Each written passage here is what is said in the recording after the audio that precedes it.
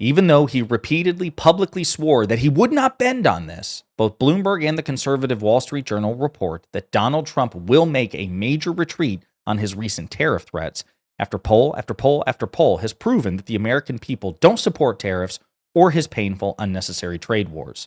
But before we unpack all that, if you end up liking this video and you want to support the channel, please be sure to hit the like, subscribe, and alert bells before you go. All right, friends, I want to remind you of what the current commander-in-chief has swore time and time again. Listen to me. I know that I threaten tariffs and sometimes I apply tariffs and we go back and forth, but this time it's going to be very different. I want you to see these two clips of Donald Trump vowing that he would not bend on his April 2nd reciprocal tariffs. Any chances that you will ban on the tariffs on aluminum and the ones that are planned for April 2nd? No. You are not going to change your mind? No, not. Look, we've been ripped off for years, and we're not going to be ripped off anymore. No, I'm not going to bend at all. So there you have it. I'm not going to bend at all. Not on these April 2nd reciprocal tariffs. Not at all. We've been ripped off because of trade deals that Donald Trump, signed in 2020 that I bragged about. The greatest deal. The USMCA, it's the greatest deal between Canada, Mexico, and the United States. It's amazing. Nobody could get a deal like that. That deal apparently is ripping Americans off, and as a consequence, Donald Trump will not yield. He will not bend. Just in case you have any doubts, he repeated that promise again when taking questions from reporters recently on Air Force One. Cue it up, Donald. As markets and consumers continue reacting to tariffs, as markets and consumers react to tariffs, do you have any inclination to create exceptions or to ease up on any? About what? To create exceptions to steel and aluminum tariffs. No, I have no intention of it, no. No. Is this your April 2nd is a liberating day for our country. We're going to be getting back some of the wealth that very, very foolish presidents gave away. You were the one who signed the deal that reportedly gave all this wealth away, so really stupid. Again, Donald telling on himself there. But again, the point is, he's not going to back down. Sure, he's backed down before. Sure, he's made threats and then made exceptions and then called them off and then made delays and then threatened again. But this time it's going to be different. April 2nd is going to be a day of liberation. Except not really, reportedly, according to Bloomberg and the conservative Wall Street Journal. Trump plans his tariff retaliation day with more targeted push. So, Trump's coming wave of tariffs is poised to be more targeted than the barrage he has occasionally threatened, aides and allies say, a potential tariff relief for markets gripped by anxiety about an all-out tariff war. Trump is preparing a Liberation Day tariff announcement on April 2nd, unveiling so-called reciprocal tariffs he sees as retribution for tariffs and other barriers from other countries, including longtime U.S. allies. While the announcement would remain a very significant expansion of U.S. tariffs, it's shaping up as a more focused than the sprawling, fully global effort Trump is otherwise mused about, officials familiar with the story say, or with the matter say, rather. Trump will announce widespread reciprocal tariffs on nations or blocs, but is set to exclude some, and as of now, the administration is not planning separate sectoral specific tariffs to be unveiled at the same event, as Trump has once teased, officials said. Still, Trump is looking for immediate impact with his tariffs, planning announced rates that would take effect right away, one of the officials said. And the measures are likely to further strain ties with allied nations and provoke at least some retaliation, threatening a spiraling escalation. Only countries that don't have tariffs on the U.S. and with whom the U.S. has a trade surplus will not be tariffed under the reciprocal plan, an official said. As with many policy processes under Trump, the situation remains fluid and no decision is final until Trump announces it.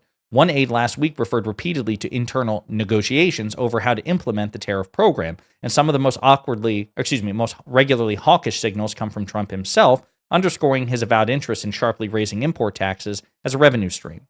Okay? So, that in mind, let's see. What about another report? This one again from the Wall Street Journal, conservative sister outlet of Fox News. The White House is narrowing its approach to tariffs set to take effect on April 2nd, likely omitting a set of industry-specific tariffs while applying reciprocal levies on a targeted set of nations that account for the bulk of foreign trade with the U.S. Trump has declared his April 2nd deadline to be Liberation Day for the U.S., when he will put into place what is called reciprocal tariffs that seek to equalize U.S. tariffs with the duties charged by trading partners, as well as tariffs on sectors like automobiles, pharmaceuticals, and semiconductors he repeatedly said he would enact on that day. Those sector-specific tariffs, however, are now not likely to be announced on April 2nd, said an administration official, who said the White House is still planning to unveil the reciprocal tariff action on that day, though planning remains fluid. The shift was earlier reported by Bloomberg. The fate of the sectoral tariffs, as well as the tariffs on Canada and Mexico that Trump said were justified by fentanyl trafficking, remains uncertain. The White House didn't respond to requests for comment on if or when any of these tariffs are still planned to go into effect. So again, all those tariffs he promised, he said that he would not budge on. Reportedly, he's going to budge on them, which is commensurate with what he's done recently. Threaten, delay, modify, weasel, threaten again, threaten bigger, impose, walk back. So this isn't exactly breaking the theme of the Trump tariff calendar of events, so to speak. And the stock market's pleased by this. As CNN reports, stocks rally as Trump's Liberation Day is looking yet like another tariff retreat. For more than a month, Donald Trump and his administration have been promising April 2nd as a kind of tariff Super Bowl, during which all of his many promised import taxes will go into effect. But as he's demonstrated many times before, Trump once again appears to be offering a lot of hype and little action. Trump administration officials are trying to tamp down expectations that every planned tariff effect would go into effect April 2nd, Bloomberg and the Wall Street Journal reported this weekend. Instead, a significantly reduced batch of tariffs will be announced next week, and more could follow later, although both reports said the situation remains fluid and the ultimate decision could change. U.S. stock futures rallied Monday morning on the reports as investors were relieved that the most punishing tariffs may not be coming soon, as many on Wall Street feared. Okay? So, Donald Trump once again appears reportedly, and this could change tomorrow, to be beating a retreat, as he has done many times, with his painful and unnecessary trade wars. So then we have to ask ourselves, why? Why do this? I think the most logical explanation is his approval rating, okay? Donald Trump is the most unpopular president in modern American history, and really ever since polling has been recorded, right? So he's also had the shortest honeymoon in the notion of the amount of time, the grace period that the American people, I would argue, unjustly offers certain candidates.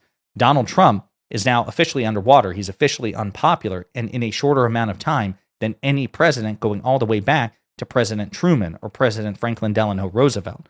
Donald Trump is uniquely unpopular, which is interesting because he and his cultists will tell you that he's extraordinarily popular. Everybody loves him. They don't. More people dislike Donald Trump than not, which is why when the election occurred on back in November 2024, even though he won the popular vote, it was by a plurality, not a majority. More people cast a vote for Kamala Harris or a third-party candidate or a write-in candidate together than they ever did for Donald Trump.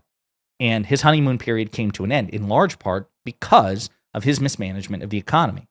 Donald Trump has enjoyed a totally unjustified perception advantage with respect to polling on the economy ever since he ran for office, because he had two things going for him. Number one, he was a Republican, and Republicans have also enjoyed a totally unjustified but long-standing perception advantage on the economy, I think because of fiscal conservatism. Fiscal conservatism on an interpersonal finance level makes a lot of sense. Don't spend more than you're taking in. That's fiscal conservatism. Macroeconomics on a national scale are much more complicated than that, and Republicans have been very fiscally profligate, particularly Trump. He added $8 trillion to the national debt in a 4-year period, right? So very fiscally irresponsible, very fiscally profligate and not conservative, but Republicans have long enjoyed that perception advantage, even when the economy performs better under Democratic presidents. That was one thing Trump had going for him. Also, he's a billionaire.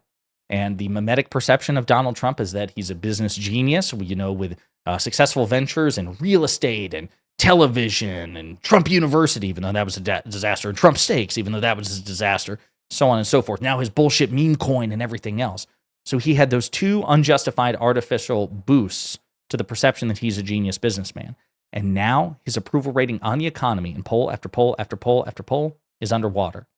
And I suspect that if the reporting comes true and Donald Trump does indeed, as he's done before, walk back much of the tariffs, beat a retreat, it will be because he has recognized on some deep subconscious level, deep down, that people don't like his tariffs, don't like his trade war, and he is suffering an approval rating crisis as a result. But as all the reports that we just read, CNN, Bloomberg, Wall Street Journal, have caveated, you never know with Trump. Trump is he's impulsive, he's tempestuous, he's capricious.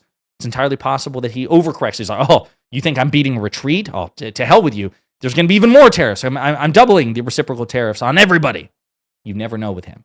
But as of right now, reportedly, Trump is going to be walking back once again his tariff threat. And I think that's a tacit admission that he knows the American people do not stand with him. So in the meantime, let me know what you think in the comments.